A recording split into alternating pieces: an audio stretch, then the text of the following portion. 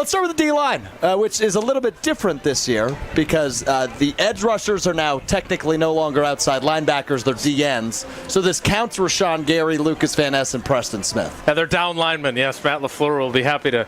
Do you think he's going to mansplain that to you again? I don't think so because, first of all, for those that don't know this story. Please tell it. It's a very good one. So there was a play late in the year. I'm trying to remember which game it was. But they got gashed in a big way, and if in the end zone camera, there were two guys with their hands in the dirt. Now, to me, that means down linemen. Now, do I understand that in a sub package, your outside linebackers are technically defensive ends? I do, and he knew that. But they got gashed for like a 12-yard gain, and it was not a good look for their defense or for Joe Barry. And so when I inquired about that, he gave me a lesson in what a down lineman is. Now, I had already learned this earlier in my career. Now, I will be honest, I didn't really think of him that way under Dom Capers. It was Mike Pettin, as Tausch likes to call him, who taught me that. That said, those two guys were the only two guys with their hands in the dirt, and they were spread out wide, and they gave up a big gashing run. So the point was, you guys got to play the run better. And he made it about my choice of words. But here's why I think the world of Matt LaFleur, and I think he's a good dude. He called me. Like, who calls anybody anymore, right? You just text, right? Hey, sorry if I made you look bad. No, he called me. And then when they switched to the 4-3, I texted him and I said, boy, I'm really excited to talk about all your down linemen. And he texted me back and said, yes, I'm glad we can call Preston and RG defensive ends for you.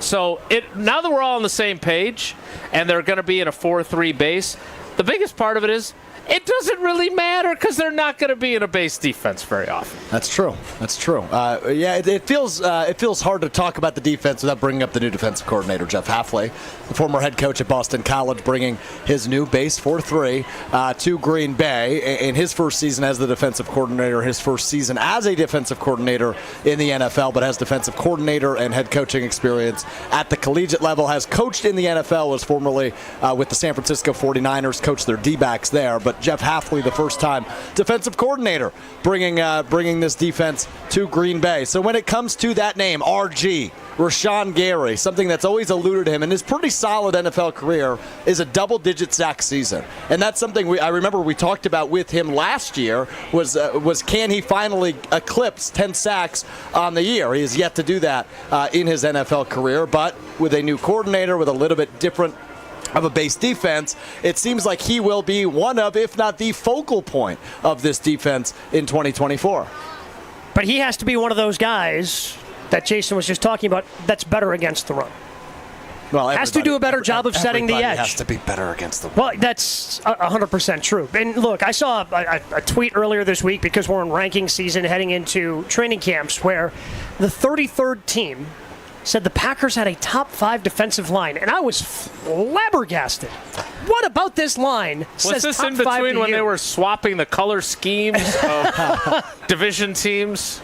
Sorry, Mike. I don't see a top 5 defensive line here. I've got more questions than they probably have answers at this point.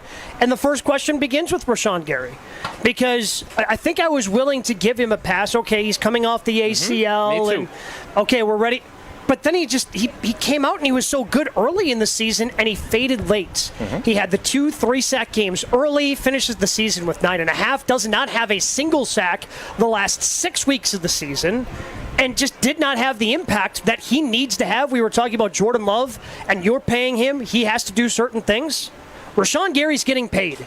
If he does not have, and it's not even double-digit sacks at this point, if he doesn't have 12 sacks this year, it's probably going to be... And a hell of a lot of pressures. Yeah. But look, pressures don't matter unless they're sacks. Well, they matter. They matter, but the sack is the play. The sack is the play that statistically is going to disrupt the. And some guys are really good at getting them. Some guys are just a half step slow and get the pressure. He needs to get sacks because that's what he's getting paid for. He needs to become maybe not as good as, but like a Myles Garrett, T.J. Watt type, right? Like he needs to get to the quarterback. He needs to be their Bosa.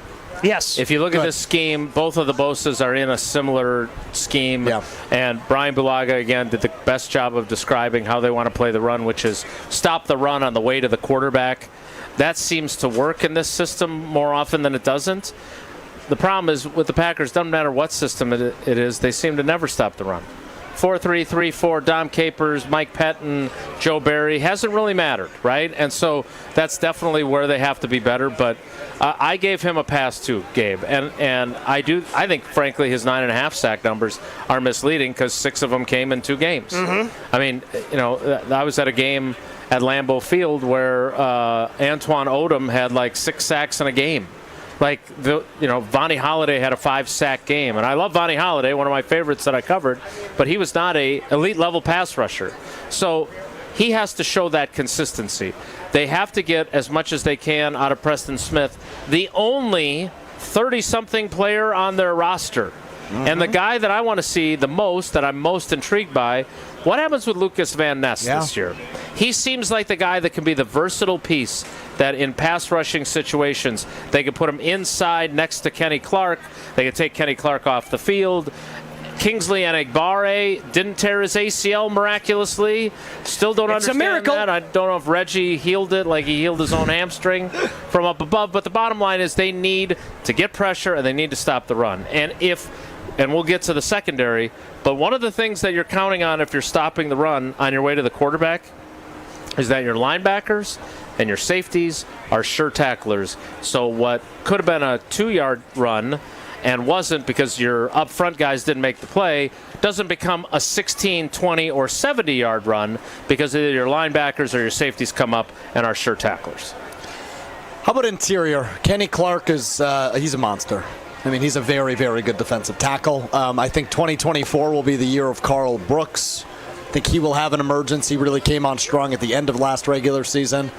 Interior, though, I don't know how great the depth is, but there's a couple of names there. Well, I mean, it's for both Georgia guys, and I know we'll get to the linebackers here in a little bit, but for both Georgia guys, Devontae Wyatt, it's going to be huge. I mean, this is a big year for him because they have to make the decision after this year if they're picking up the 5th-year option, and he has not lived up to the expectations of a first-round pick. You mentioned, I think every Packer fan's more excited about Carl Brooks at this point than Devontae Wyatt. 100%. Yeah, 100%. So if Wyatt's not going to step up, hopefully Brooks does. But Brooks has been so good. Do you want to take him off the field in some packages for Lucas Van Ness? Because Brooks had some moments where he was absolutely a standout last year. So, again, good problem to have trying to figure out how you're going to get some of these guys on the field. They've got 2 young guys they think can stop the run. And Brooks is part of that group, but it's really T.J. Slayton and Colby Wooden.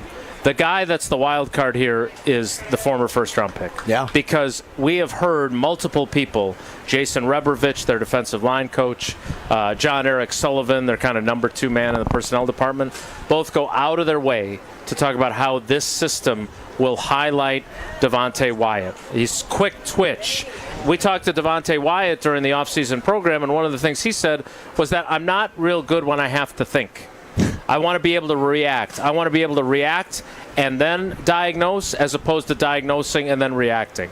If that's true and he's able to be the player that they envisioned when they drafted him, then they got something cooking. If he is just a disappointing first-round pick, which happens throughout the league a lot, and Goody's not immune to it, if he's just a guy, and if, to your point, Quay Walker is basically continues to be just a guy, then their defense will not be significantly better even with a new system.